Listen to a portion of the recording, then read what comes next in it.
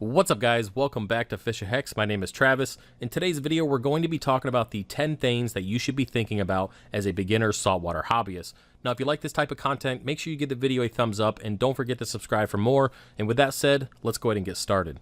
All right, number one, keeping your setup as simple as possible. Now, this is something with reefer and call being up now and all the conversations and questions back and forth on that and answering emails. This seems to be the most common issue that you guys have been having is you have so much going on in your setups. You're always throwing dosing and two-part and all sorts of other chemicals and feeding your corals and all sorts of crap to a system that's just starting up, making it too complicated, in turn causing issues. Now, the problem with having a setup that's very complex is when you do have a problem, it's difficult to pinpoint what that problem might be. So if you're just starting out, what I consider to be a basic setup is a tank that is the biggest that you can either fit in your house or that you can afford. Making sure that tank is drilled, having a sump, DIY or custom, and also having macroalgae growing in one way, shape, or form. After that, you're going to want to have power heads for flow, dry rock or live rock. I prefer cured dry rock, and then some type of lighting, T5 LEDs, doesn't matter, whatever you can afford. And that is bare bone basics. No GFO, no carbon, no dosing, no kalkwasser, no feeding corals, no extra supplements for corals, no nothing. Just keeping it bare bone basic, and then you can focus on keeping that stable, growing corals, and then you can work your way up to more complex equipment and types of foods and all sorts of stuff like that.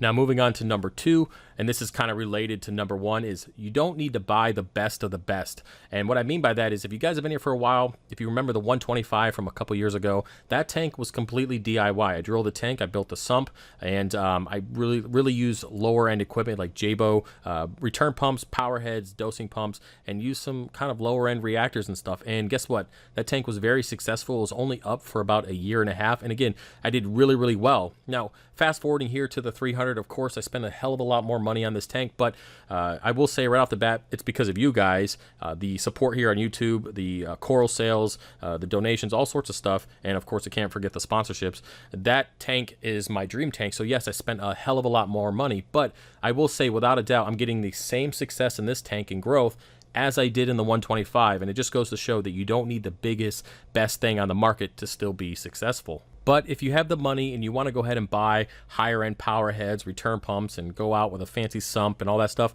you can. That's one of the awesome things about this hobby is you don't need those things to be successful, but if you want to buy them and you want to have them just to say you have them, then go ahead and spend the money.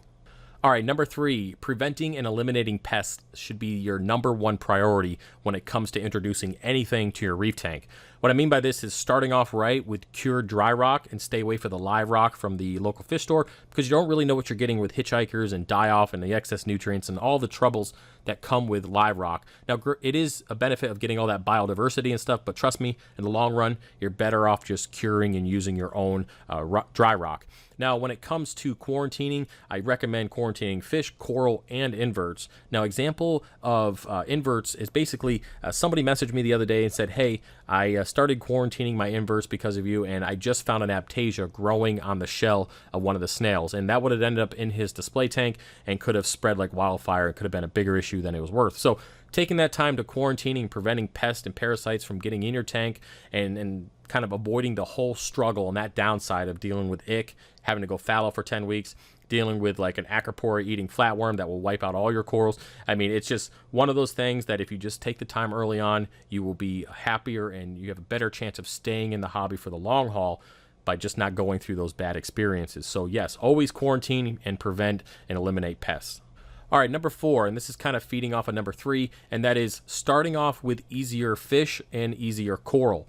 Now, if you've been quarantining for any period of time, you've probably noticed that fish like clownfish, damsels, chromuses, stuff like that are really easy to get through quarantine. And then when you start quarantining clown tangs and Achilles tangs and those higher end tangs, you find that they can be quite difficult. Even the mandarin gobies, those guys can be pretty difficult to get through quarantine.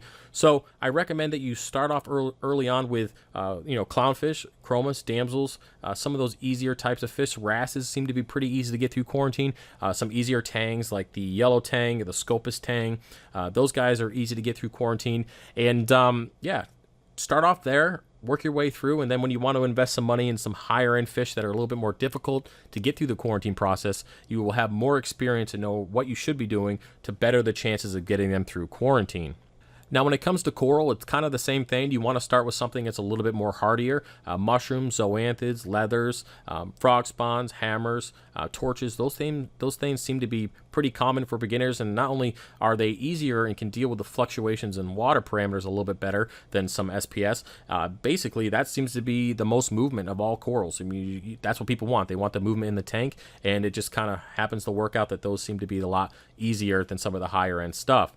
Now, once you're comfortable with that, move up to SPS, Montiporos, bird's nests. Those are easier SPS, and then work up to your Acroporos. I recommend you start with the Milliporos. They seem to be a little bit more forgiving than some other types of acros. And yeah, just experiment. But again, start simple. Start with the basics. Get comfortable with that. Learn everything you need to learn, and then work your way up. That way you don't lose any money along the way. All right, number 5, don't try to be exactly like somebody here on YouTube. And what I mean by that is build a system the way it works for you. I recommend that you get all the information from multiple sources. Don't just watch my videos, watch a bunch of people's videos, and then come to your own conclusions. I talked about that before. Be your own person. Develop a system that works best for you, not what my tank is going to look like in 2 or 3 years. If you don't like this type of rockscape, don't make it just because it will look cool later on, 2 or 3 years down the road. Do what works best for you. Now, I do end up getting emails every once in a while with people saying, hey, I'm building the exact same setup as you in every single way, and I'm honored and humbled that you would, for one, think that I know enough to be able to put all the money and time into that, and then 2, that you actually trust me enough in the things that I say, because I'm just a regular Joe on YouTube. So the fact that you trust me enough to be able to invest that kind of money and to build that setup is I'm very humbled by that fact. And I guess the point is, just be yourself, and you will be successful. If something works particularly well for you and not for somebody else, and if you got to pull bits and pieces from different channels, then do it. Again, just be yourself, and you're going to enjoy the hobby a lot more anyway. All right, number 6, test often and track your water parameters. Now, this is very important as a beginner. You want to make sure that you're keeping things as stable as possible. Now, if you don't have an Apex or that type of equipment, then you want to test things consistently to keep track of your temperature. You want to make sure that your alkalinity is stable, your calcium stable, your magnesium, your salinity. You want to make sure all that stuff is stable, and then having a program like aquaticlog.com, which is what I personally use, you can upload those results and then just keep track of everything that's going on with them. So if you get fluctuations, what happened that caused that fluctuation? So testing often, minimum once per week when it comes to testing. And then as you get comfortable, you can change what you test. For example, right now, once a week, I test nitrates, phosphates, salinity, and alkalinity. That's it. That's all I test because I know everything else is stable based on the calcium reactor and just how the tank is running in general. But until you get comfortable with that, test the basics and test them often. All right, number 7, having a set schedule when you do your water changes and when you should clean your equipment. Now, I use the program Aquaticlog just like with number 6, and basically I use that to keep track of when I should do a water change, when I should change GFO, when I should change carbon, and when I should clean stuff like my calcium reactor, recalibrate probes, clean my return pumps, skimmers, all sorts of stuff is all on there, and it reminds me of basically when I need to take care of it. Because the last thing you want to do is be 2 years down the road and wonder why your return pump is not working the way it should. You should have went in there a year and a half ago and cleaned it. That way, not only does it work as it should, but it also extends the life of your equipment. Now, one thing that I kind of stress about with people, and they don't really realize this, is how important it is to make sure that your equipment's working as it should. I'm going to do a video here shortly on recalibrating probes and everything here in the fish room since it's been up and running for about a year, and it's just important that your probes are calibrated so your calcium reactor is working the way it should, as well as your temperature probe is calibrated so you're not up 2 or 3 or 4 degrees higher than you should be, causing problems to your tank. So it's important that you have that stuff and that you're reminded, if you just can't remember off the top of your head, to do those things, and that's exactly what I use Aquaticlog for. All right, number 8, don't chase numbers, and specifically pH. A lot of people like that 8.3 because it's end all be all, the best number in the world, apparently. Well, I hate to break to you guys, but the 300 gallon has never seen 8.3. I think on a good day in the spring with the door open all damn day, I could probably get 8.1, 8.15, maybe. on this tank, but it's never going to see 8.3 because of the calcium reactor, and I get just as good growth as anybody else, and the tank is doing quite well. So don't chase numbers, because you're just going to cause unnecessary fluctuations.